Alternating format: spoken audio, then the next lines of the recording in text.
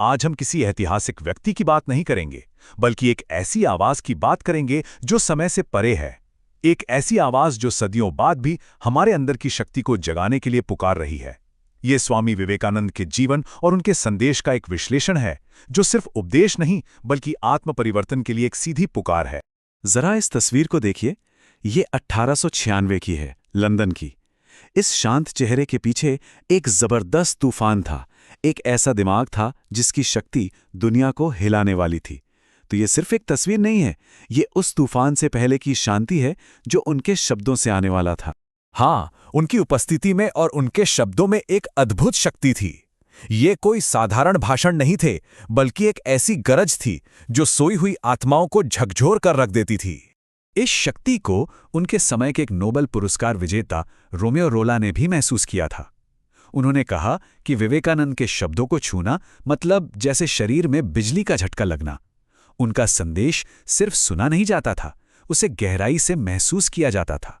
ये एक जीवन को बदल देने वाली शक्ति थी। लेकिन सवाल ये है कि इतनी शक्तिशाली आवाज वाला ये इंसान, ये व्यक्तित्व बना कैसे? हम उनके जीवन की घटनाओं को बस गिनेंगे नहीं, बल्कि उस बदलाव की यात्रा को समझेंगे जिसने एक साधारण युवक को एक युग प्रवर्तक बना दिया। आप जानते हैं, हर महान यात्रा एक सवाल से शुरू होती है। विवेकानंद का सफर भी नरेंद्रनाथ दत्त नाम के एक बेचैन, जिज्ञासु युवक के रूप में शुरू हुआ, जो सच की तलाश में थे। ये एक ऐसी खोज है जिससे हम सभी कहीं न कहीं जुड़ सकते हैं।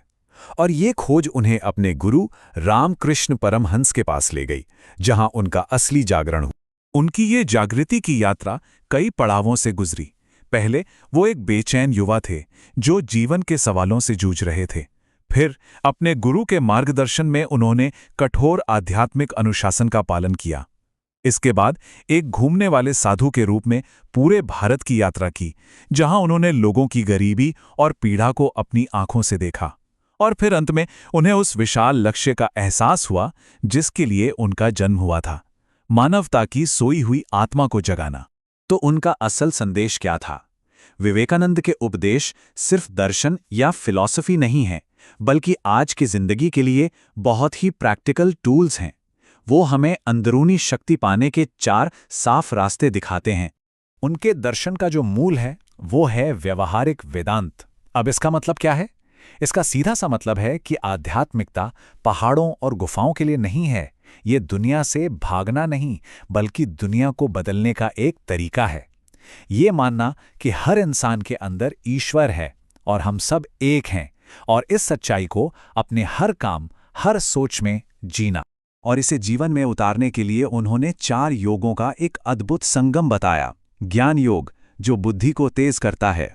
भक्ति योग, जो दिल को प्यार और समर्पण से भर देता है। कर्म योग, जो हमारे हाथों को बिना स्वार्थ के सेवा में लगाता है।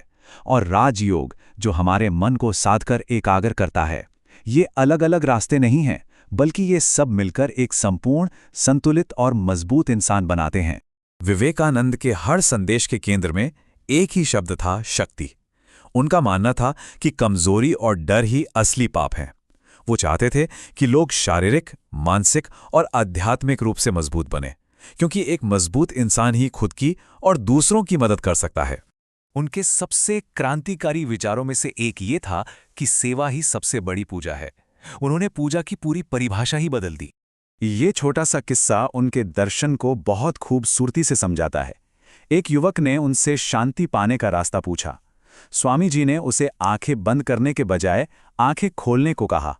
उन्होंने कहा, बाहर जाओ और अपने आसपास के गरीबों और जरूरतमंदों की सेवा करो, तुम्हें तुम्हारी शांति वहीं मिलेगी। उनके लिए सच्ची आध्यात्मिकता का पैमाना किसी की करुणा और सेवा से मापा जाता था। उन्होंने जीव ही शिव है का सिद्धांत दिया, यानी हर जीवित प्राणी में ईश्वर है, और इसीलिए इंसानों की सेवा करना सीधे सीधे ईश्वर की पूजा करना है। और उनका ये संदेश सिर्फ इतिहास का हिस्सा नहीं है, ये आज भी और ख़ास तौर पर आज के युवाओं के लिए उतना ही सच है, उतना ही ज़रूरी है। ये सिर्फ एक नारा नहीं है, ये अपनी क्षमता को जगाने का एक व्यक्तिगत आदेश है। ये हमें अपनी कमजोरियों की नींद से जगाकर तब तक काम करने को कहता है जब तक हम अपने सबसे ऊंचे लक्ष्य तक, अपनी पूरी क्षमता तक नहीं पहुंच जाते। ये एक बहुत ही ज़रूरी सवाल है। विवेकानंद ने एक पूरी पीढ़ी को खुद को और देश को बनाने के लिए बुलाया था। 100 साल बाद आज ये शुरुआत कहाँ से होनी चाहिए? इसका जवाब बड़े बड़े कामों में नहीं, बल्कि छोटे व्यक्तिगत संकल्पों में छिपा है। विवेकानंद का आह्वान किसी भव्य योजना से नहीं, बल्कि आज उठाए गए एक सचेत कदम से शुरू होता है। अपनी आंतरिक शक्ति को जगाकर, अनुशासन से अपने चरित्र का निर्माण करके, बिना किसी उम्मीद के किसी की सेवा करके, और सबसे जरूरी खुद पर विश्वास करके। तो सवाल ये नहीं है कि कब शुरू करें, जवाब है अभी शुरू करें।